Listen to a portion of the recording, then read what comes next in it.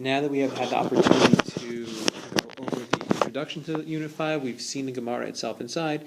Now let's read the Gemara and translate it together so we can get a really good picture of what this Gemara is saying. While you're watching this video, please use the translation of the Gemara, which can be found in your notes. I believe it's on page 4. I'm not going to have the translation written out anywhere in this video, so you're going to have to follow along if you want to actually see the words. I will be translating it orally. Here we go. Okay, so as we mentioned, this Gemara starts off with a situation, a scenario. Amar Rabba, Rabba says, here's the following scenario. Haita Evan munachet lo b'cheiko. If there was a person, and Haita Evan, there was a rock, munachet lo, that was placed on him, b'cheiko, in his lap. The lo hikirba, and he had no idea about it, he did not recognize it, he didn't know.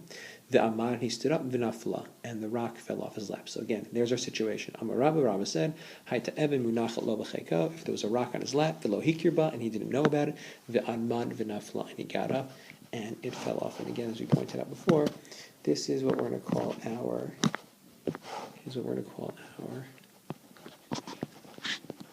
scenario.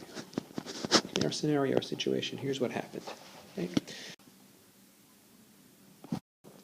Now that we have the situation down, we can now look at the different areas of halacha, and what would the halacha be in this situation. What we'd like to point out first is that we have 4 or 5 different situations here. I forgot to show this too. Then we ask ourselves, so in that scenario, what's the halacha going to be? A rock was on the person's lap, it rolled off, it fell, it hurt somebody, it killed somebody, it injured a servant. What should the halacha be in a situation where somebody someone does an act, someone creates results without them even realizing? There's no way they could have known about it, they had no idea it was there. So if you look here, there are 5 topics. Each one is introduced by the word le'inyan. Le'inyan means regarding. So le'inyan nizakin, regarding damage, we're going to figure out what's the halacha.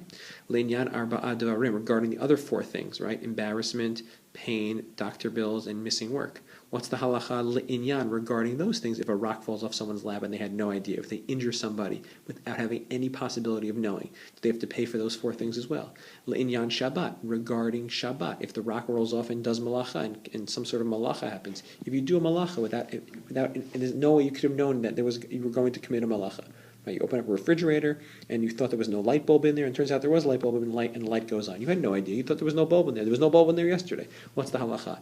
Le'inyan galut. If you injure somebody that way, do you have to go to exile? Do you have to go to ir miklat? If you kill somebody by accident, right, completely without knowing, like in this situation. And le'inyan eved. If this rock rolled off and injured this person's eved, or again in any other way that you can injure your eved, and there's no way you could have known that he was there, that you could have injured him, what is the halacha? Let's read it. Le'inyan eved nizakin, regarding damages, chayav, a person has to pay. Le'inyan arba devarim, for the other 4 things, patur, he's exempt from paying, exempt. Le'inyan Shabbat, regarding Shabbat, melechet machshevet asra Torah. Melechet machshevet means doing the malach in a normal way, asra Torah. The Torah said that it's not allowed, implying that this is not melechet machshevet, and therefore it's not asra Torah, and therefore you are patur, you're not punished for violating Shabbat. Le'inyan galut, regarding exile, you have to go to ir miklat. Patur, the person does not go to ir miklat. Le'inyan eved, let's say, and what about regarding eved? So that we're going to see on our next slide. So again, let's read it over together from the beginning. Amar Rabba, Rabba said, Haita eved munachat lo b'cheiko. If a person had a rock on their lap, v'lo hikirba, they had no idea about it, v'amad, and they got up, v'nafla, and it fell. Le'inyan Shabbat le'inyan nizakin, regarding damages, chayav, he's obligated to pay.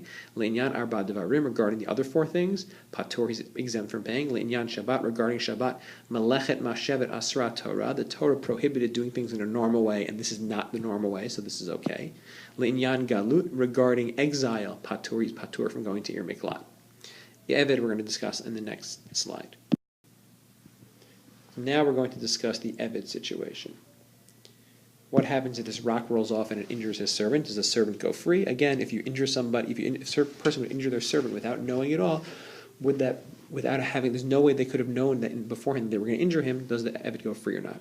Le'inyan eved, regarding an eved, a servant, pilugta, it's a machloket, it's an argument, de Rabbi Shimon ben Gamliel, between Rabbi Shimon ben Gamliel, the Rabbanan, and the rabbis. De Tanya, like it says in a Braita. We circled the word Tanya there. That's an important key word to know. Tanya always means Braita. Dit Tanya means like it says in a Braita. We're going to quote a Braita that's going to prove what we just said. We just said Le'inyan Eved regarding servant. Piluk to the Rabbi Shimon ben Gamliel v'Rabbanan. It's a machloket between Rabbi Shimon ben Gamliel v'Rabbanan. Dit Tanya, like it says in a Braita, and now it's going to quote the entire Braita. Hare Shahaya Rabbo Rofe. If it turns out, Hare, it turns out, Shahaya Rabbo, his master, the master of a servant, was Rofe, is a doctor. Va'amar lo. And he said to the doctor, he said to his master, Kachol einai, please treat my eye, fix it, something wrong with it. V'sima'a, and the master blinds him. Chator li shine, please, drill my teeth. V'hipila, and he knocks out the tooth. In both those cases, again, he asked his master to help him, and the master accidentally, completely without knowing it could happen, knocked out the tooth. What's the halacha? Shichek be'adon, he can laugh at his master, v'yatzal l'cherut, and go free, because now he's a free man. That's the opinion of who? The Rabbanan. However, Rabban Shimon Gamliel says, Vishichta, the Pasuk says you have to destroy it, which means, Ad shit chavein l'shachta.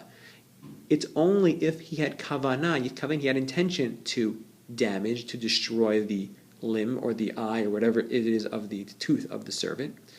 That implies that if he did not, then Rabban Shimon have intention. Rabban Shimon Gamliel would say that he does not go free. So again, Linyan Eved regarding a servant, Piluta de Rabban Shimon Gamliel v'Rabbanan. It's a machlokah between Rabban Shimon Gamliel v'Rabbanan. Ditanya, like it says in a Braita, Harisha Haya Rabba Rufei. If the servant's master was a doctor, V'amar lo kachol einai v'sima, and he says, treat my eye, but yet instead he blinds him. Chator li shinai, scrape my tooth, literally fix my tooth, drill my tooth, v'hi pila, and he knocks it out. Shichek ba'adom v'yatzal l'cherut. The opinion of the rabbis is he can laugh at his master, and go free. That's one opinion. Rabban Shimon Gamliel says, Vishichta, the Pasuk says, that's why we put it in quotes here, it's quoting from a Pasuk. Vishichta, the Pasuk says that you have to, the master destroyed it. Rabban Shimon Gamliel interprets that as, Achit chavein l'shachta, only if you have kavanah to destroy it. But in this case, you did not have kavanah to destroy it, and therefore he would say patur. That's how we know it's a pilukta, it's a machloke between Rabban Shimon Gamliel and the Rabbanan, as quoted by the Braita. Okay, now let's take the translation from the top. So we start here, Amar Rabba. Okay, we end down here after the word l'shachta. Now let's take it from the top and let's read it, and then we'll be done. Amar Rabba, Rabba said the following. Here's a scenario. Haita even munacha lo becheko.